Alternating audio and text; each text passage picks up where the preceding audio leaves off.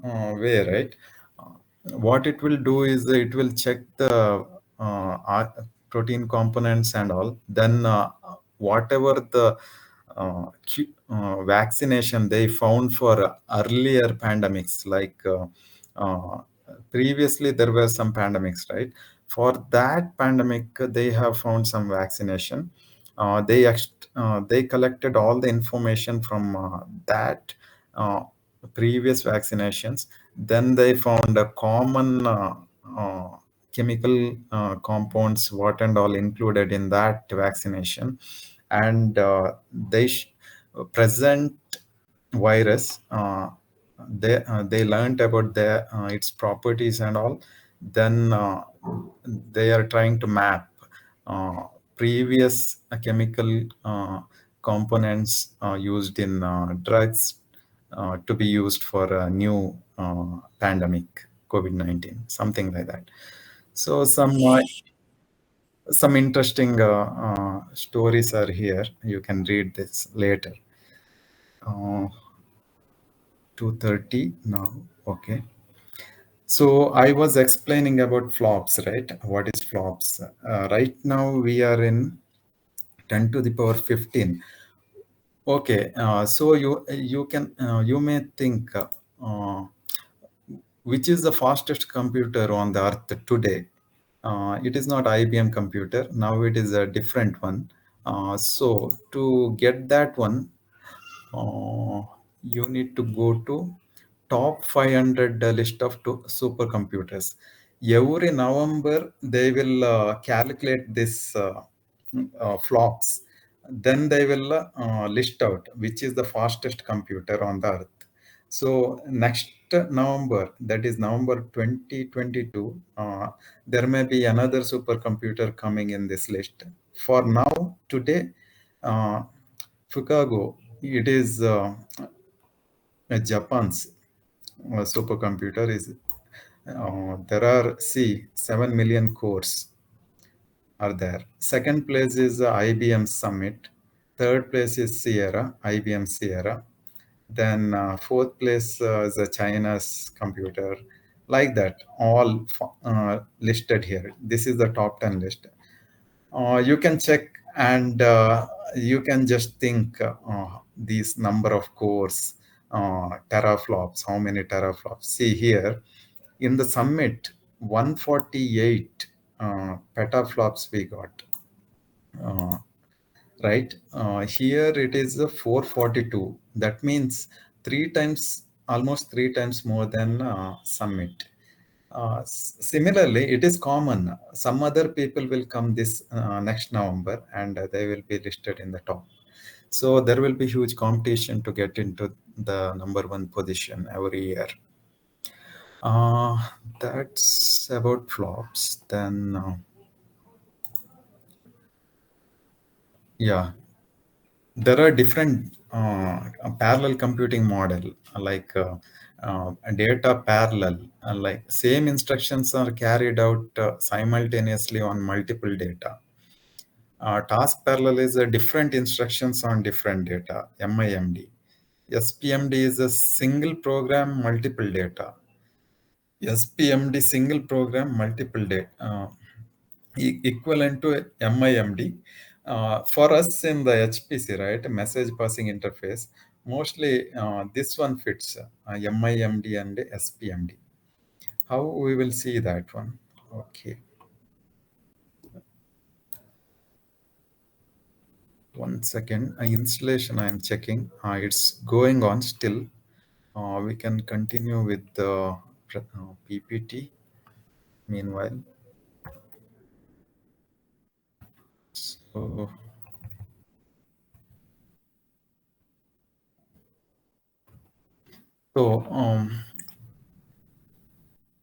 so we all know in the computer, right, there are a lot of processes. What is process? Program under execution is called process, simple definition, right? So I have many processes. Process 1 has to talk with the process 2. Why I'm saying process? Because when we are dividing our big problem, we have to assign the small tasks to different processes.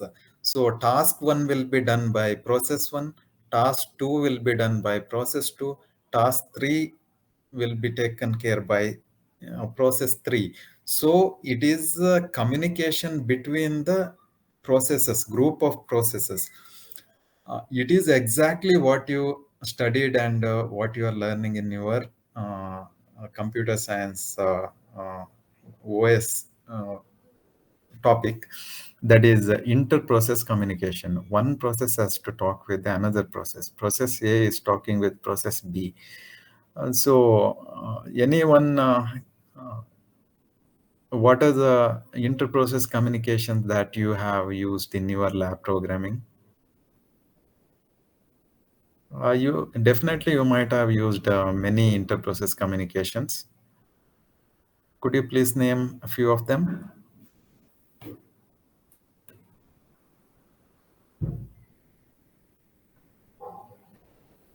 Okay, you know socket programming, right?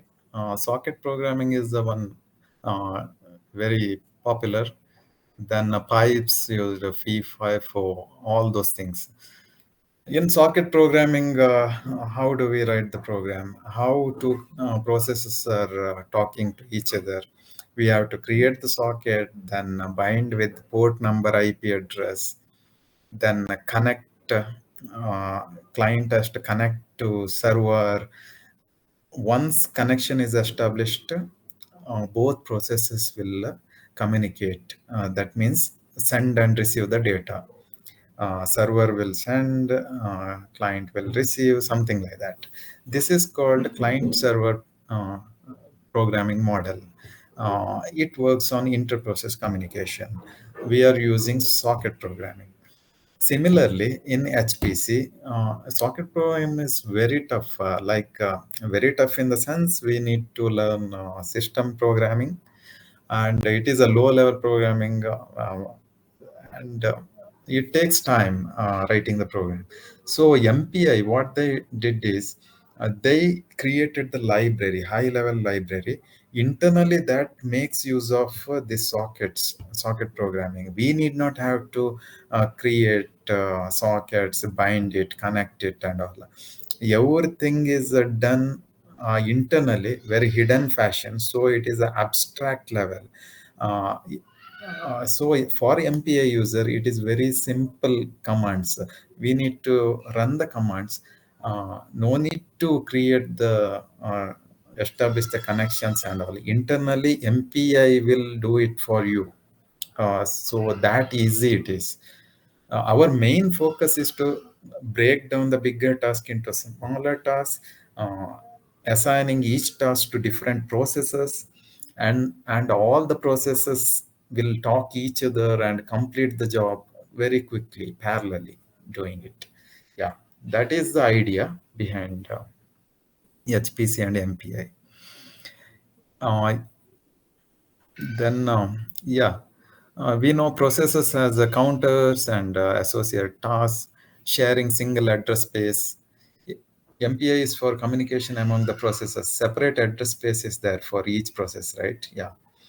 Inter-process communication consists of synchronization, movement of data from one process address space to another process address space.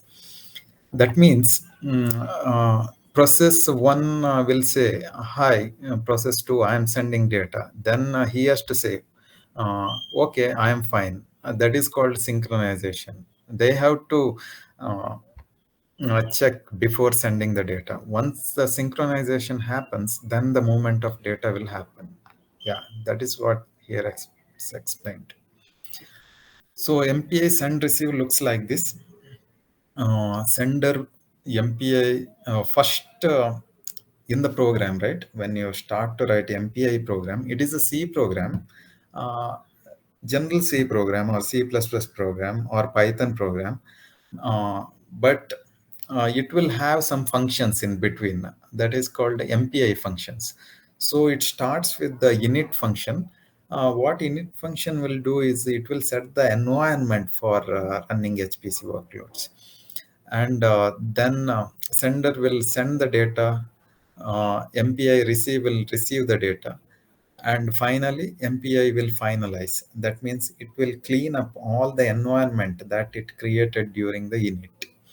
Similar fashion, other side also, MPI init, this guy will receive because he is a receiver. MPI finalize means it will clean up all the things that done in init phase. So data movement will happen in this fashion. Basic message passing, send, receive, gather, scatter. What is gather, scatter, we will see in the next slide. Network performance, how do you define network performance? Or based on two things. One is a latency and this bandwidth. Latency is the time from the when a send initiated until the first byte is received at the receive end. Bandwidth is the rate at which sender is able to send the data to the receiver. So it is common in all the scenarios. Based on the latency and bandwidth, we are measuring the performance. Scatter, gather. So MPI thing, right? Here we have reduce, scatter, gather, then broadcast, all those things. What we are doing is broadcasting the message. If there are 10 processes, process 1 is saying hi to other 10 guys. That is called broadcasting. Scatter means it is simple. Looking at the example, right? This is the message. This is the message, maybe world something. W will go here, then R will go here, O will go here, something. D will go here to the memory. So my message will be stored in this fashion, in the very arranged way. Because while retrieving, right, it will come as a word only because it will have some tags and all in between. So proper fashion, it will be retrieved while retrieving. Gather is opposite operation, that is from the memory you are collecting all the things and getting the final message like word. So these are the some of the operations. There are many. I'm giving a few examples. Reduce is very popular one, MPI reduce, right? So here, circular one, right? That is the process. Let's say P1, P0, P1, P2, P3. P0 is having the value 5. P1 is having the value 2. P2, process 2 is having the value 7. Process 3 having the value 4. There is one MPI operation, MPI sum. What it will do is it process 0, this one, right? That will ask everyone, send your data and I will add all the values. So 0 will add 5 to 7 plus 7, 14 plus 4, 18. It will give 18.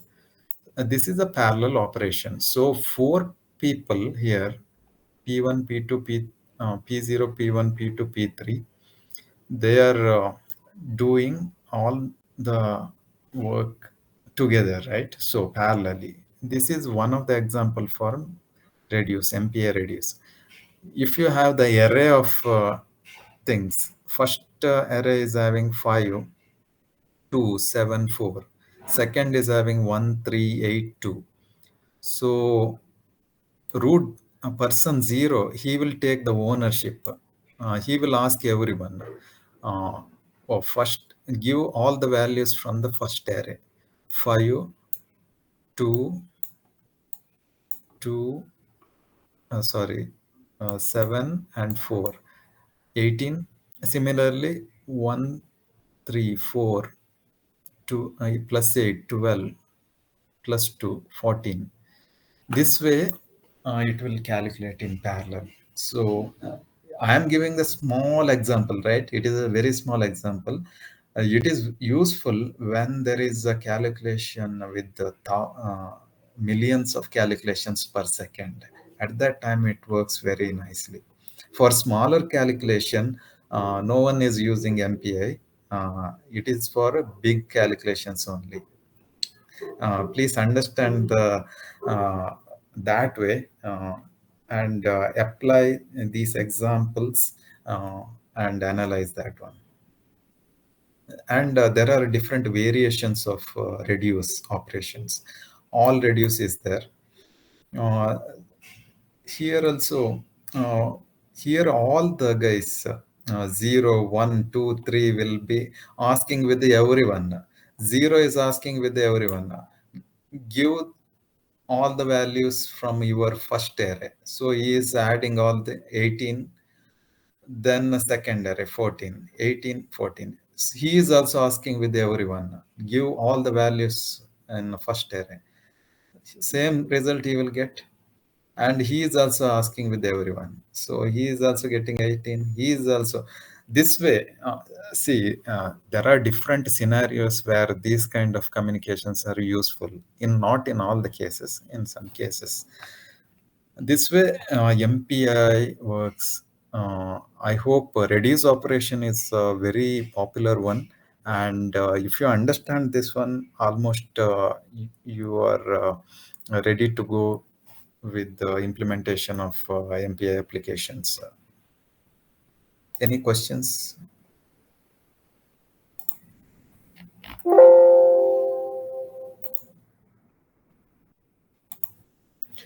Okay, so next I want to show another blog which I wrote on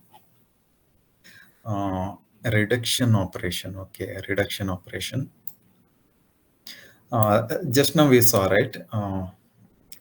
These are the messages. M. What is M? Messages. Each message is uh, P is the process.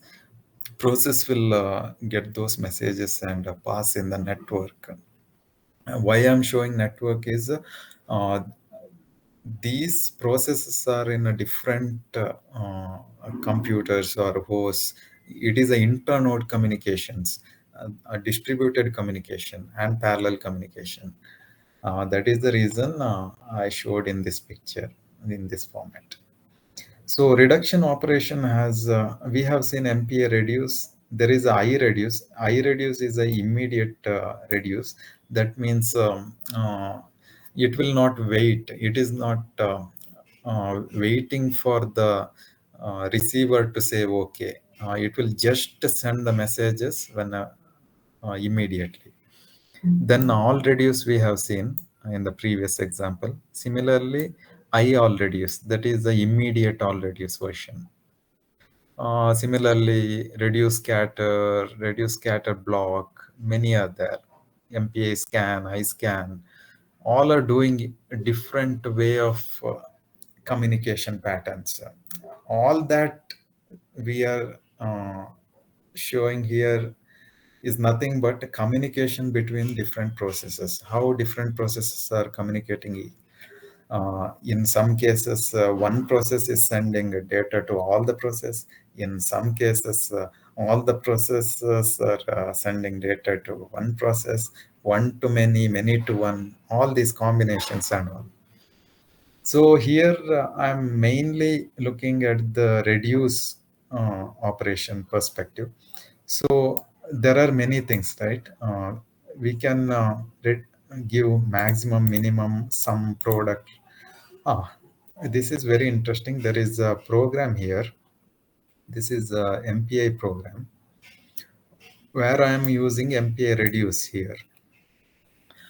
So what this program does is, I have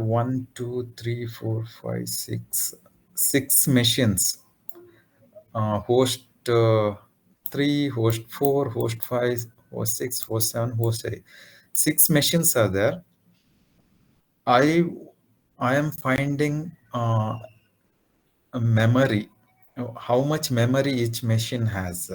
How 03 machine has 30, 1 second, 32 GB of memory. Another machine has 32 GB of memory. Third machine has 65 GB of memory. So all the machines, MPI reduce will ask with all the processes. You look at your local machines and send me the data. What data you have to send? What is the size of memory in each machine? So all are sending this data. All six machines are sending. I am having 32. I am having 65. So total, then finally that root process is there, right? He is doing the sum. He will add all these memories, and it will be coming like 328 GB of memory, and average will be divided by 6 of this one. So average memory on each system is 54 GB. That's what I have calculated. This is just for your understanding. What I'm doing is doing MPA reduce operations. There are six people or six systems. You think about there are six systems. One of the system is a leader. He is asking with everyone, how much memory you have, how much memory. They are sending, I have this much, I have this much. And what I have to do is I have to sum. MPA sum means he will add all the memories. That's what I got this much. And once you get that one, you can divide it by number of nodes. That is a 6, right? That's giving 54 GB of memory. This is a kind of example you need to understand how we can make use of MPI reduce. Uh, let's do little differently. Get the memory on each node and perform a minimum. Here I used MPI sum. In the next problem, I have to get all the information from every node, and I have to find who is having the minimum amount of RAM. That is the problem. So MPI min. So go to the function, MPI reduce function. Instead of sum, you have to add MPI minimum. Here also, machines processes will do same thing. So same communication. All six people are giving informations. I have this much, this much, this much. But this time, our parameter is different. MPI min. So it will check who is the minimum. So 32,742,748. 32,742,7. Two guys have same value. That is the minimum. That is printed. This is how reduce works. And there are many other good examples I have written that you can check during your free time and try how to compile the program I have written and how to run all those things. Let's come back to this after some time. Now it is 2:55. Okay. Okay, sure. So reduce operation, I think you have understood. That is a very important thing. If you understood at least one or two operations, then you can analyze yourself later and relate other operations. It is highly used one, extensively used one. So any questions you can ask me.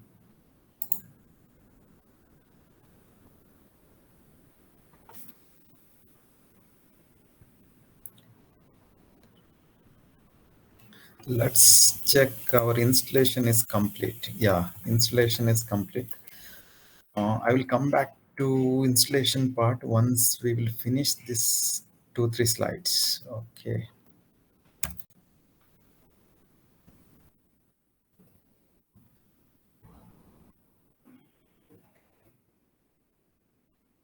So reduce operation is done. No questions from your end. All clear.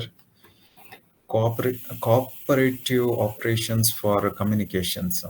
There are two types of communications. One is cooperative operations. Here, process 0 is sending the data to process 1. Process 1 will send, process 0 will send, process 1 will receive. Here, some kind of synchronization is required. That means when you are sending the data to process 1, he has to say, okay, I am ready, something like that.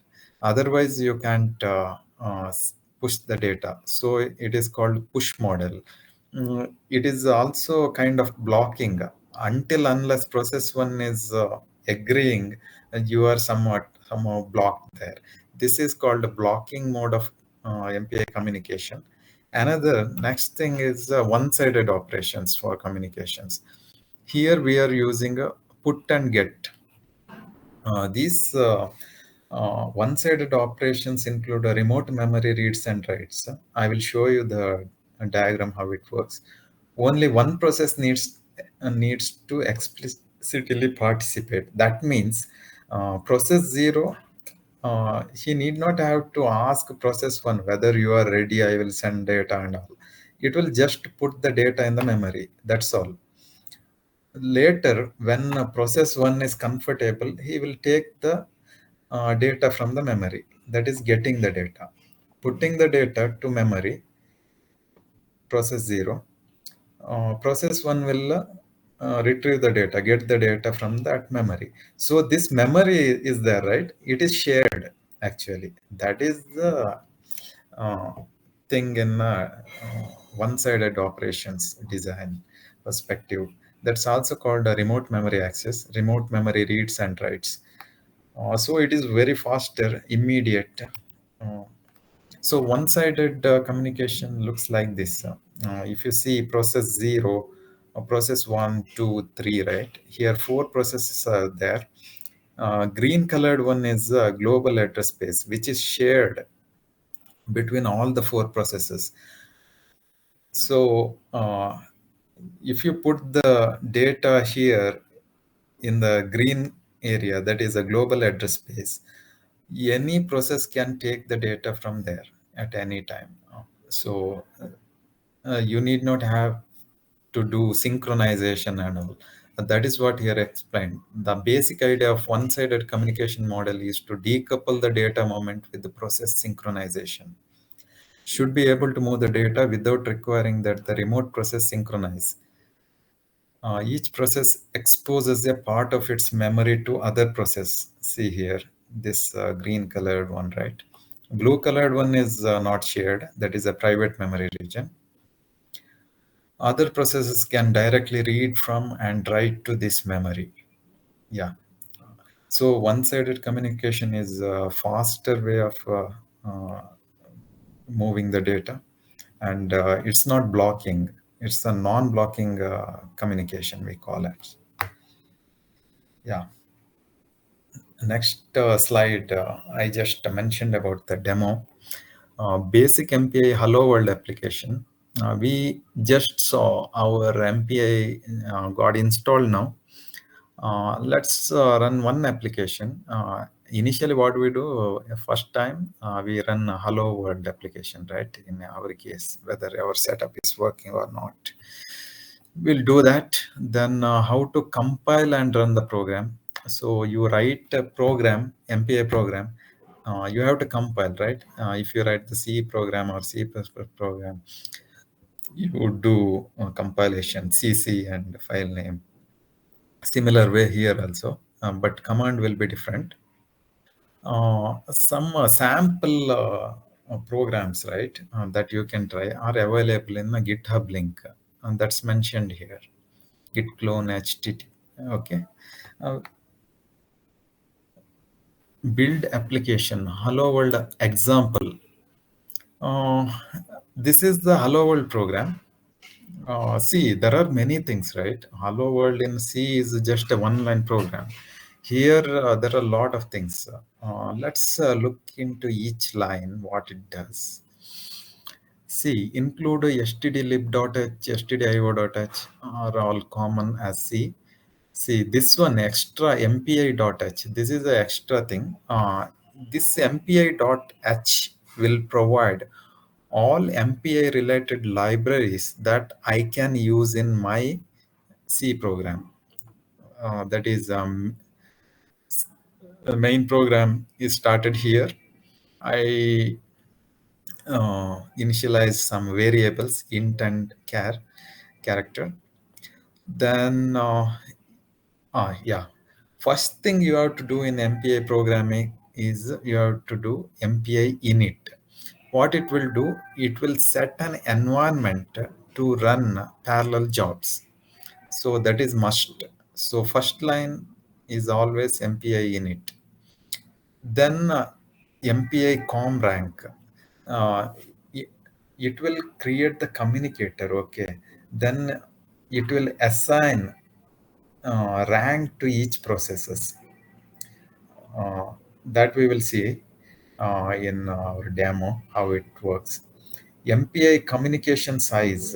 What is the size of our communicator? That will be uh, checked using this function. Then MPI get processor name. In any computer, there are multiple processors, right? Processor 1, processor 2, 3, 4, 5, like that. Which processor it will get the processor name. Then you are just printing hello world, rank size name, processor 0, size name. I will show you how it looks like. So, one second. That's the end of this PPT session. Next, all demo sessions. If any questions, you can ask.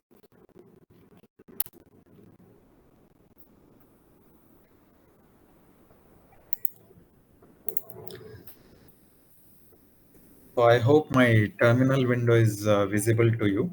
Mm. So,